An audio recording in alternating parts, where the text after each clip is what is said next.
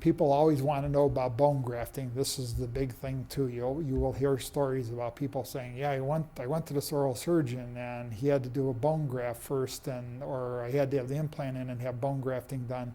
That there's no doubt that that has to be done sometimes, because what I told you is if I lost my front tooth today, in 1 year, 30% of the bone will be gone, and this is what it looks like. And so you will typically see people not have anything done. There's no bone graft done here.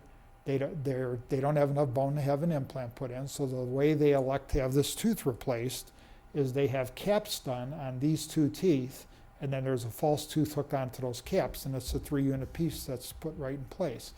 And if they don't have a real high lip line, it looks great.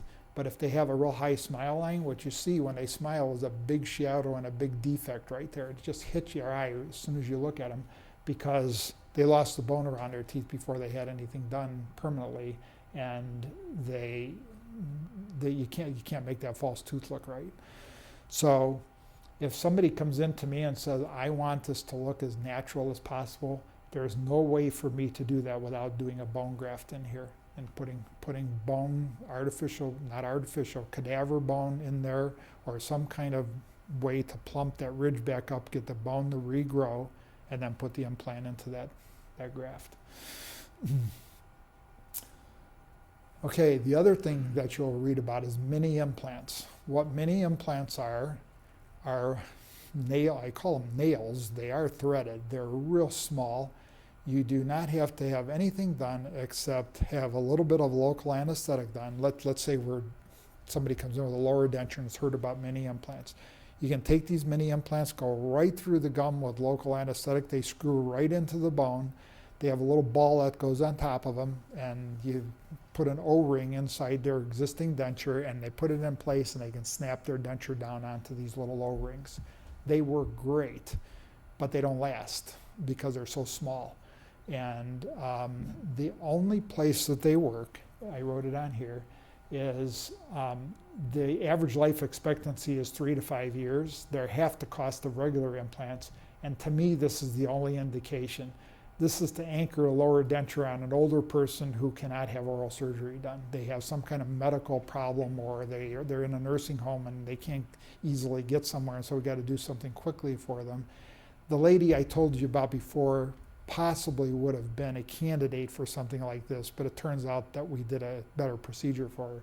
But that's the only indication for mini implants. If you see anything about mini implants in the newspapers or anything like that, and you hear about somebody having a front tooth replaced with a mini implant, I guarantee you they're throwing their money out the window, because in 3 to 5 years, that implant, probably less than that, that implant will be loose. They're not big enough, and they're not made out of the right material. Okay, so you're thinking about having implants done. So how do you know where to go?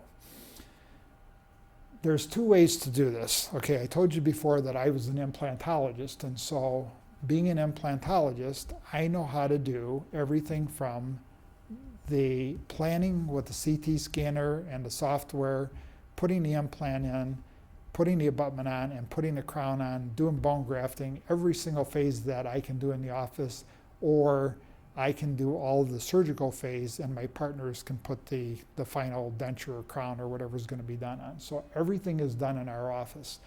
The advantage to that is that it's really coordinated, and we can keep real close track of every phase of this that's done.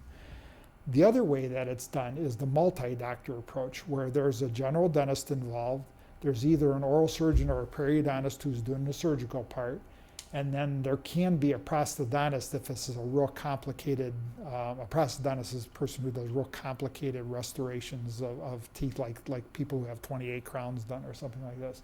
This is called a multi-office approach.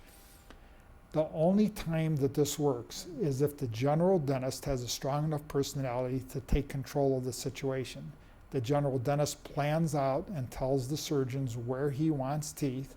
If the surgeon can't put implants in where the general dentist wants teeth, the oral surgeon has to have the ability to be able to tell a general dentist, I can't put an implant in there, we have to do something different.